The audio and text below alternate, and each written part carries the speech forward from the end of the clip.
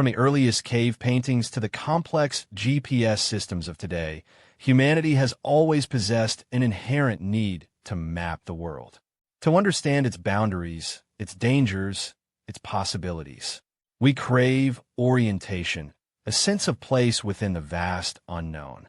But what happens when a map isn't just about geography, but about belief? For centuries, medieval Europe saw the world through a distinct lens, one remarkably different from our own. These weren't maps of precise longitude and latitude, but of faith, power, and cosmic order. Journey with us as we unveil a fascinating chapter of cartographic history, a time when Jerusalem sat not just at the geographical heart of the world, but the very center of its spiritual and political universe. These are the geomaps, seemingly simple diagrams. They divide the known world into three continents: Asia, Europe, and Africa, encircled by a single ocean. But beneath their simplistic design lies a profound tapestry of religious conviction, imperial ambition, and scientific understanding, or lack thereof. Why was Jerusalem almost always at the center? What did these maps reveal about the medieval mindset? Over the next hour, we'll embark on a visual and intellectual odyssey, exploring the religious underpinnings that place Jerusalem at the literal heart of Christendom. We'll dissect the political motivations that reinforced its prominence, and we'll delve into the cosmological beliefs that shaped the very contours of the medieval world. Get ready to rediscover the earth through their eyes. The center of the world, from the earliest cave paintings depicting hunting grounds to modern-day GPS, the urge to map our world is deeply embedded in the human psyche. We are, at our core, creatures who crave orientation. A map isn't just a guide. It's a form of control, a way to tame the vastness and complexity of our surroundings. Think of the Polynesian navigators, charting vast stretches of the Pacific using only the stars and ocean currents, their mental maps becoming a testament to human ingenuity. Early cartographic efforts, from Babylonian clay tablets depicting river systems to the rudimentary maps scratched onto animal hides, reflect this fundamental need to understand where we are and how we relate to the world around us. This desire for understanding, this innate cartographic impulse, paved the way for the meticulously crafted maps of the medieval era, maps that sought not just to locate, but to explain. Behold the Teo map, a seemingly simple diagram that encapsulates an entire medieval worldview. At first glance, it's a circle, the O, representing the encircling ocean, the limit of the known world. Within that circle, a T divides the landmasses into three continents: Asia, Europe, and Africa. The vertical stroke of the T represents the Mediterranean Sea, a vital artery of trade and cultural exchange. One arm stretches towards the Nile River, the lifeblood of Egypt, while the other points towards the Don River, marking the eastern edge of Europe. These weren't just geographical representations. They were symbolic statements, reflecting a biblical interpretation of the world structure. More than that, the Teo map was a mnemonic device, a tool for remembering and understanding the relationships between continents, rivers, and people. A simplified, elegant, and deeply influential representation of creation. Look closely at almost any medieval Teo map, and you'll find a consistent detail: Jerusalem positioned at the very center. This wasn't a random placement. Medieval Christians viewed Jerusalem as the axis mundi, the central point of creation, the place where heaven and earth met. It was the site of the temple, the place of Christ's crucifixion and resurrection. To place Jerusalem at the center of the map was to declare its spiritual preeminence, its fundamental importance to the Christian worldview. Think of the Mappa Mundi, a monumental tapestry map created in Hereford, England around 1300. Jerusalem dominates the center, depicted with elaborate architectural detail. This central positioning wasn't just about physical location. It was about theological significance, anchoring the map and the world it represented to the divine. Eastward, often positioned at the top of medieval maps, lay paradise, the Garden of Eden. Medieval cartographers consistently placed the source of humanity's origins in the east, reflecting biblical accounts and reinforcing the map's theological purpose. Imagine the detail: lush foliage, symbolic rivers flowing from the garden, perhaps even Adam and Eve themselves. This placement wasn't just a geographical approximation. It was a powerful reminder of humanity's original state, a lost paradise that shaped the Christian understanding of history. Consider the Ebsdorf map, another influential example, completed around 1235. It prominently features Eden in the east, a visual testament to the pervasive influence of biblical geography on medieval cartographic representation. The inclusion of Eden transforms the map from a mere geographical tool into a powerful visual narrative of creation and fall. The medieval map was far more than a simple representation of land and water. It was a theological treatise, a visual aid for understanding the grand narrative of salvation and sin.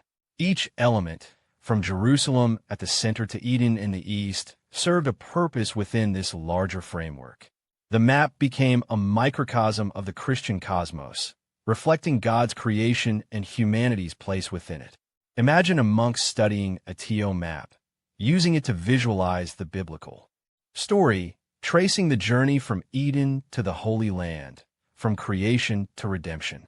These maps were mnemonic devices, helping to internalize and remember the key events of Christian history.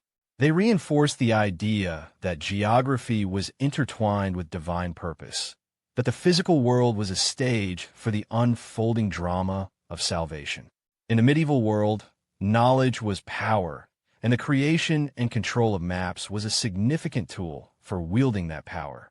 Rulers commissioned maps to define their territories, to assert their dominion, and to plan military campaigns. The Church, too, used maps to reinforce its authority, presenting a worldview that placed Jerusalem at the center and emphasized its spiritual leadership. Think of maps presented to kings, carefully crafted to highlight the extent of their realm and the loyalty of their subjects. These weren't neutral representations of geography. They were carefully constructed instruments of political and religious control. The very act of mapping, of defining the known world, became an assertion of dominance, a declaration of who held the power to shape and interpret reality. Venture to the edges of the medieval map, and you'll encounter a world populated by fantastical creatures and mythical lands. Dragons, griffins, and monstrous humanoids roamed uncharted territories, reflecting both a limited understanding of the world and a boundless fascination with the unknown. These weren't necessarily seen as purely fictional. Many believed in the existence of these marvels, placing them at the fringes of the known world. Consider accounts of the Blemii, headless men with faces on their chests, or the Cyapods, beings with a single, giant foot used for shade.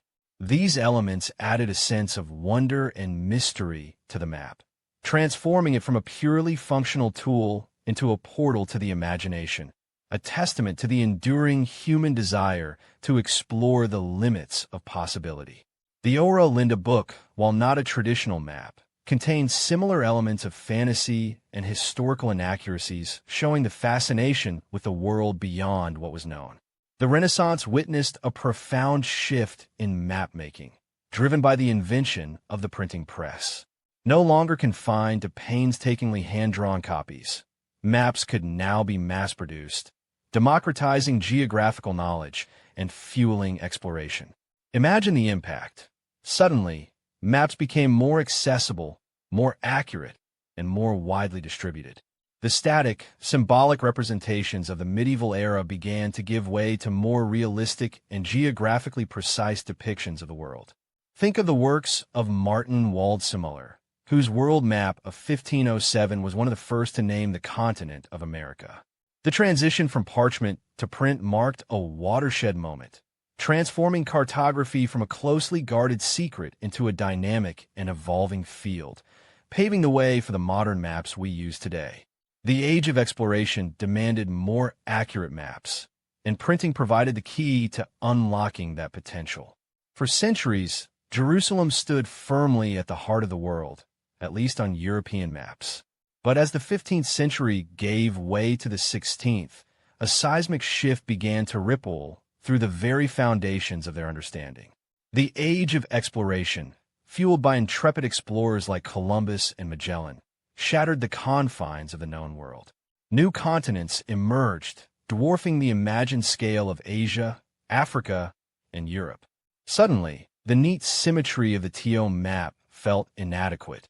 Visuals would include time-lapse of ship voyages, animated overlays showing the expansion of map territories, and close-ups of newly drawn maps depicting the Americas. The shift wasn't immediate. Old beliefs died hard, but with each passing decade, with each meticulously charted coastline and documented indigenous culture, the old certainties began to crumble. The center, once so self-evident, began to drift. Empirical observation slowly, painstakingly, replaced faith-based geography, ushering in a new era of cartographic accuracy. Though superseded by modern cartography, the TO map didn't vanish entirely. Its influence, subtle yet profound, continues to resonate in our modern world. More than just a geographical representation, it was a powerful expression of a medieval worldview, a symbolic tapestry woven with religious, cosmological, and even political threads. Consider the enduring power of cardinal directions, a concept deeply embedded in the TO map structure, or the continued use of symbolic imagery and allegorical representations in maps even today. Furthermore, the very idea of centering a place, of assigning symbolic importance to a particular location, arguably stems from this tradition. Think of how maps emphasizing national borders reinforce notions of identity and belonging. It's a lineage that stretches back centuries, from the hallowed halls of medieval monasteries to the sleek screens of our modern devices. The TO map reminds us that every map tells a story, not just of geography, but of the values and beliefs of the culture that created it. Our journey through the medieval world, as seen through the lens of the TO map, has revealed far more than just geographical understanding. We've witnessed a worldview shaped by religious dogma, political maneuvering, and a cosmos intricately interwoven with faith. Jerusalem's constant presence at the center of these maps wasn't merely a cartographic quirk. It was a powerful statement of belief, a visual declaration of the city's perceived importance in the divine plan. The TO map serves as a window into the priorities and preoccupations of medieval Europe. It highlights the dominance of religious thought, the influence of the church, and the enduring allure of the Holy Land. But more than that, it demonstrates the power of maps to shape our perception of reality. These weren't just tools for navigation. They were instruments of ideology, reinforcing a particular vision of the world and humanity's place within it.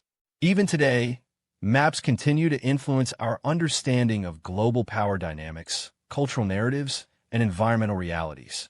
They are not neutral representations of space, but powerful tools that reflect the values and biases of their creators. As we look at the maps of our own time, let us remember the lessons of the TO map, that every map tells a story, and understanding that story is crucial to understanding ourselves.